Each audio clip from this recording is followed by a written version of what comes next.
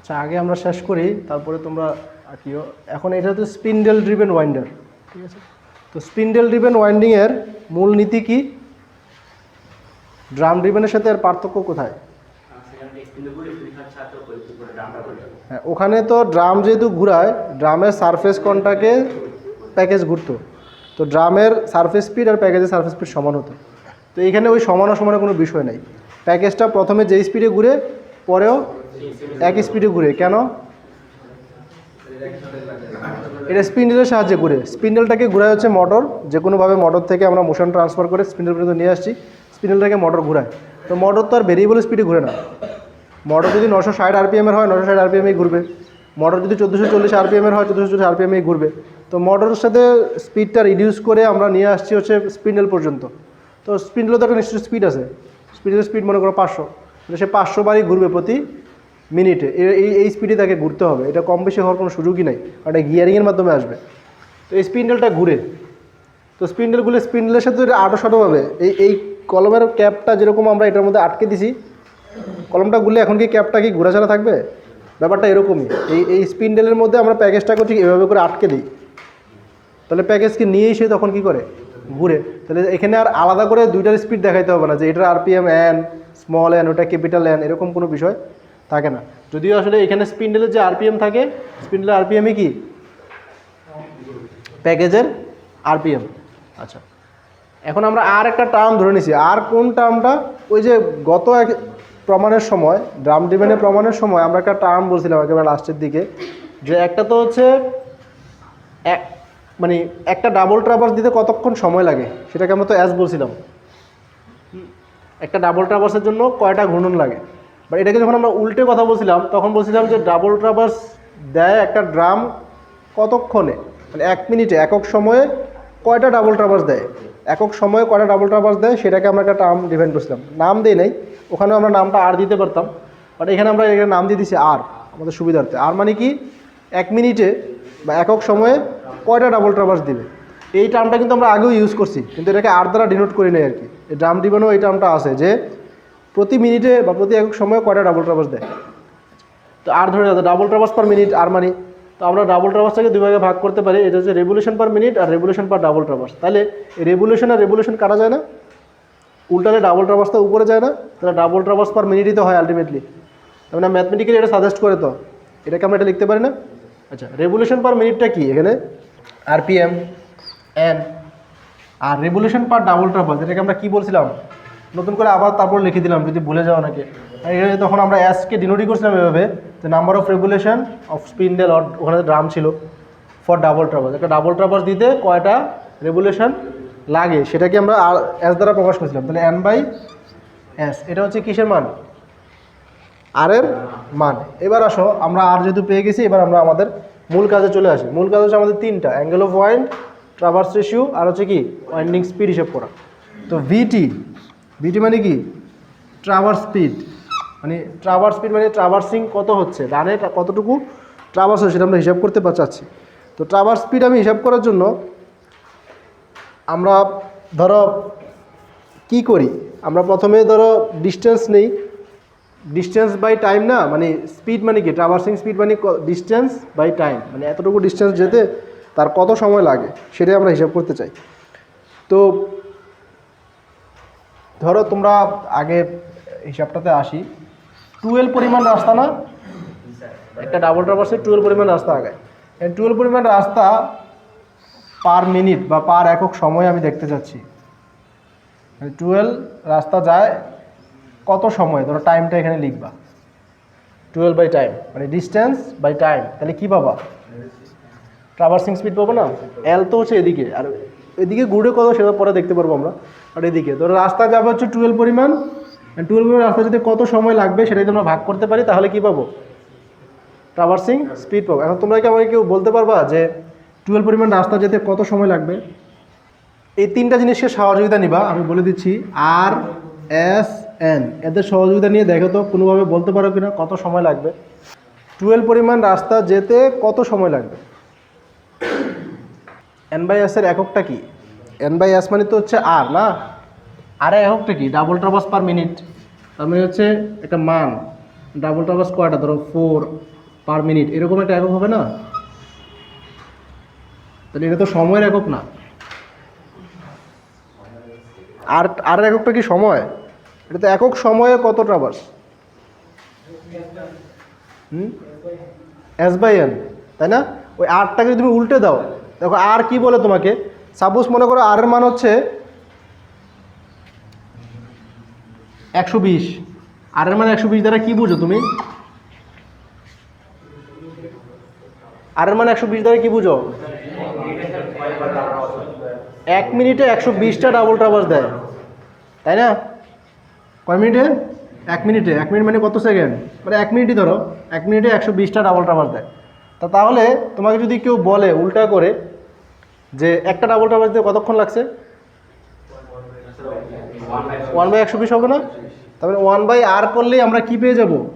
ওই সময়টা পেয়ে যাবো। এটা ডাবল ট্রাভার্স দেয় কত মিনিটে, আর যদি আমরা মিনিট পার ডাবল ট্রাভার্সটাই হচ্ছে আমাদের ওই কাঙ্ক্ষিত সময়টা, যে সময়টা আমরা ট্রাভার্সিং হিসাব করার জন্য চাচ্ছি। তার মানে বিটি সমান কি হবে? 12/1/r হবে না? বোঝা যাচ্ছে কিনা? 12 হচ্ছে ডিস্টেন্স, আর 1/rটা কি? সময়। 12 হচ্ছে একটা ডাবল ট্রাভার্সের ডিস্টেন্স, আর একটা ডাবল ট্রাভার্সের সময়টা হচ্ছে 1/r। অথবা তুমি ওই S/nও লিখতে পারতা। S/n মানে তো হচ্ছে যা আসে, মানে S/n করলে তো আমার আরটা উপরে চলে আসে, একই তো কথা। এক্ষেত্রে এটাও তো উল্টাইলে আরটা উপরে চলে আসবে। তার মানে এটা আমরা পরের লাইনে লিখবো যে 2Lr আসলে কি? 2Lrটা কি? ট্রাভার্স স্পিড, মানে ট্রাভার্স যে স্পিডটা। আচ্ছা, এরপরে স্পিন্ডেল স্পিড বা ওই যে ঘূর্ণনের যে গতিটা, সেটা হচ্ছে কত? এখন এ হচ্ছে ড্রাইভার, বুঝছো? এ ড্রিভেন আর ড্রাইভার, আর ওটা হচ্ছে এন। তাহলে এন তো ঘুরে, এন এর আরপিএম, মানে স্পিন্ডেলের আরপিএম। তো স্পিন্ডেলের আরপিএম যা, প্যাকেজের আরপিএম মতো তাই। তাহলে প্যাকেজের সার্ফেস স্পিডটা কত হবে? পাই, প্যাকেজের ডায়া হচ্ছে ডি, আর এটা হচ্ছে এন। তাহলে এটাই আমরা পাচ্ছি পাই ডি এন। আচ্ছা, এই দুটা রাশির মধ্যে এবার আমরা যদি এখানে এই জিনিসগুলো আছে, তো এখন এই জিনিসগুলো আমি যদি আরটাকে একটু সিম্পলিফাই করি, মানে আরটাকে একটু ভেঙে লিখি, তাহলে ব্যাপারটা কী দাঁড়ায়?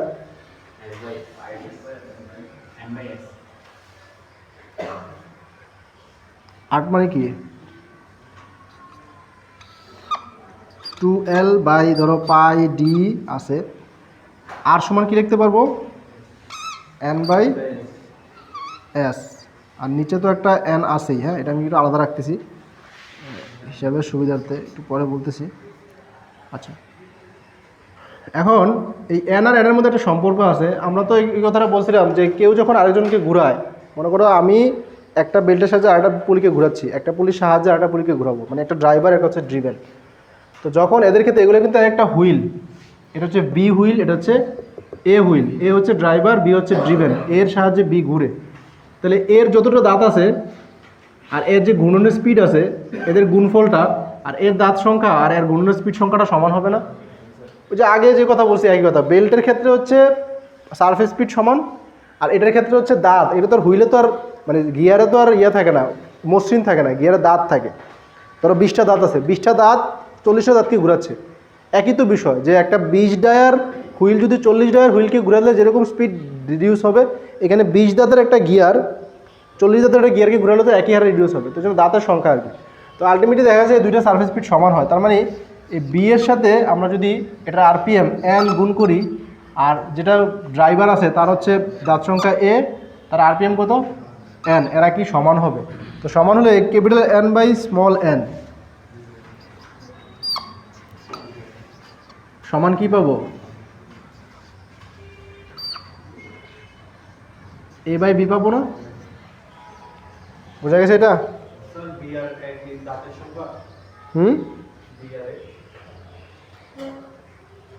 বি আর এ দাঁতের সংখ্যা, হ্যাঁ।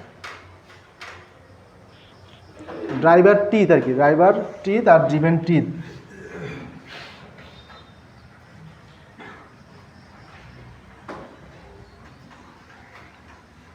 নাম্বার অফ আর কি, নাম্বার অফ দিলে আর সুন্দর হয়। নাম্বার অফ ড্রাইভার টিথ আর নাম্বার অফ ড্রিভেন টিথ। তাহলে একটু সহজ করে দিই যে 2L/πd ইন্টু আমরা এই যে n/n সমান লিখবো হচ্ছে a/b, 1/s, উপরে a, নিচে হচ্ছে b। এই হচ্ছে tan থিটার ফর্মুলা।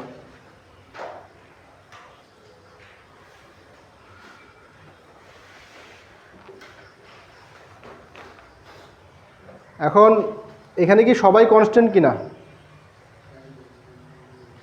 এখানে সবাই কনস্ট্যান্ট?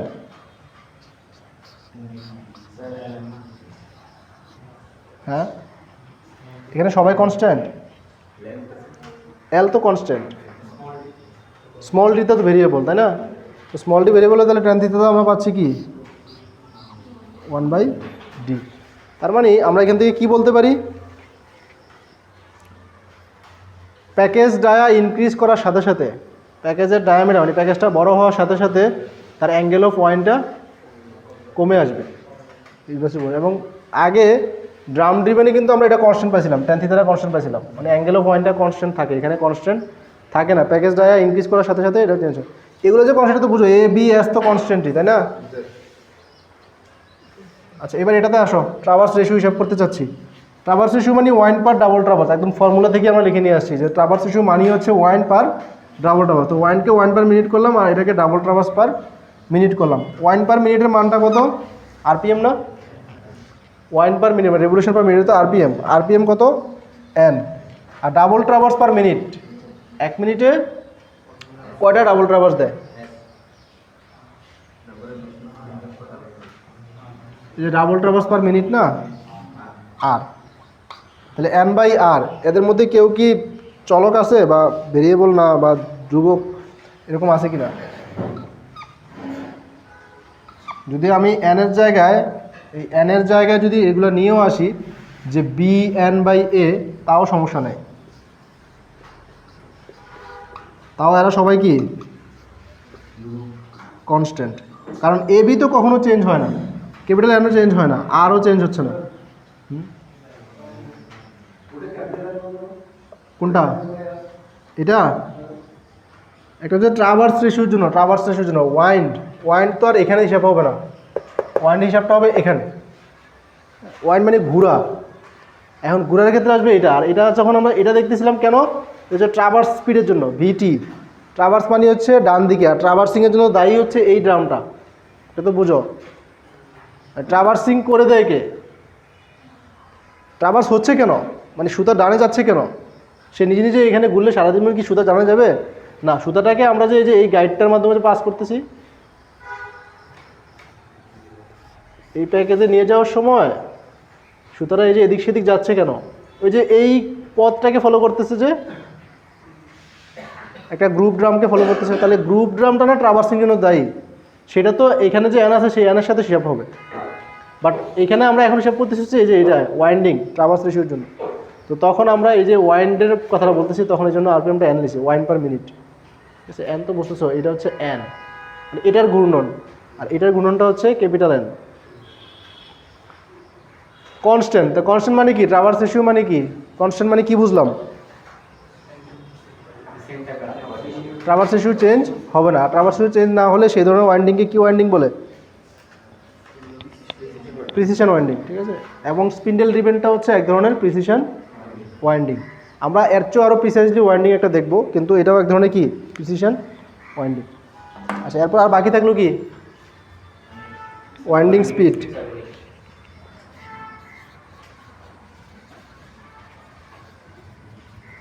ফর্মুলা কি? BD square plus square root of BD square plus B square. তাহলে মানগুলো বসাই আমরা। বিটি এর মান কত? 2lr না, হোল স্কোয়ার। আর ভিএস এর মান কত? পাইডিএন। এখানে ডি ভেরিয়েবল আছে না, ডি, হ্যাঁ, তো নর্মালি আস্তে আস্তে ইনক্রিজ করতে থাকে।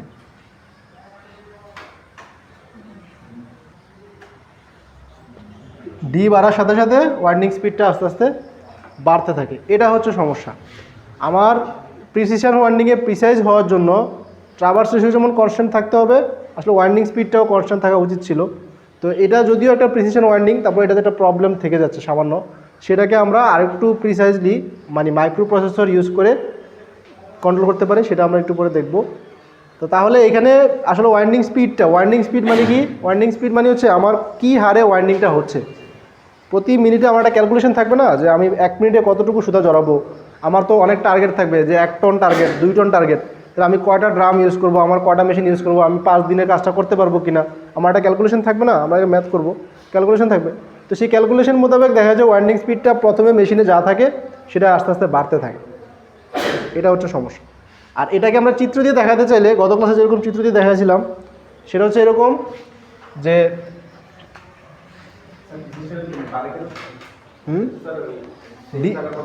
ডি এর সাথে সাথে ডায়া যখন বেড়ে যায় তখন প্যাকেজটা বড় হয়। তো তখন এই একই ট্রাভার্স রেশিও মেনটেন করতে গেলে সে তো আরও বেশি রাস্তা কাভার করতেছে, আবার বেশি পরিমাণে সুতা জড়াচ্ছে, এই জন্য। বুঝো নাই?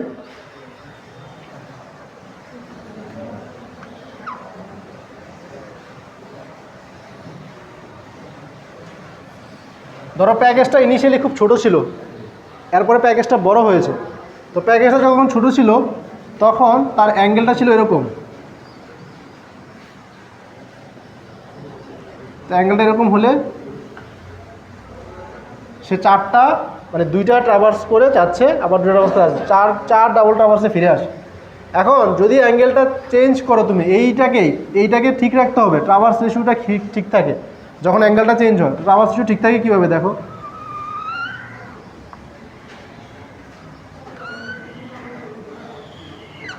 এই অ্যাঙ্গেলটা আর এই অ্যাঙ্গেলটা কি একই না? এটা কত? θ1, এটা হচ্ছে θ2। এই θ1 হচ্ছে θ2 অবভিয়াসলি ছোটো হবে না, এটা তো কনফার্ম যে θ2 কী হবে? ছোটো হবে। θ2 যদি ছোটো হয় আলটিমেটলি ট্রাভার্সের সাথে ঠিকই আছে। এখান থেকে এই পাশের সাথে কটা গুণন দিল? 2টা। ফিরে আসলো কটা গুণন দিয়ে? 2টা দিয়েই। এখান থেকে এই পাশে গেল 2টা গুণন দিয়ে, ফিরে আসা 2টা। তার মানে ট্রাভার্স রেশিওটা কী থাকে? কনস্ট্যান্ট থাকে। কিন্তু আলটিমেটলি ট্রাভার্স রেশিও কনস্ট্যান্ট থাকতে গেলে অ্যাঙ্গেলটা কী হয়ে যায়? চেঞ্জ হয়ে যায়। ওয়াইন্ডিং স্পিডটা বেড়ে যায় মানে হচ্ছে যে ডিস্টেন্সটা বেশি কাভার করে, বড় হলে বেশি পরিমাণ সুতাকে তখন ওয়াইন্ডিং করে স্লাইটলি। তাহলে এই হচ্ছে স্পিন্ডেল ড্রিভেন ওয়াইন্ডিংয়ের angle of wind, traverse ratio এবং ওয়াইন্ডিং স্পিড।